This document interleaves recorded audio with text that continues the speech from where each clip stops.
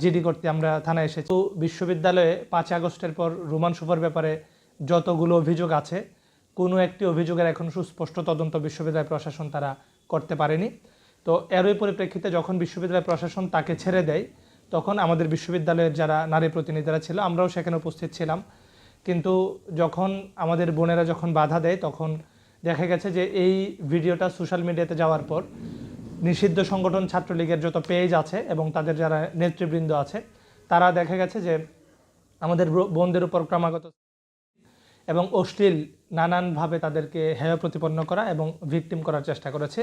কেবলমাত্র তাদেরকে নানা ধরনের কুরুচিপূর্ণ এবং অশ্লীল মন্তব্য করে ক্ষান্ত হননি, তাদেরকে বিভিন্নভাবে তাদের ফেসবুক অ্যাকাউন্ট বন্ধ করে দেওয়া হয়েছে। তারপরে হচ্ছে তাদের পরিবারকে ক্রমাগত দেওয়া হচ্ছে যে তাদেরকে যেখানেই পায় সেখানেই তারা করার মতো তারা দিয়ে যাচ্ছে। তো আমরা এই ব্যাপারগুলোকে চাকসু আমরা স্বাভাবিকভাবে নিচ্ছি না।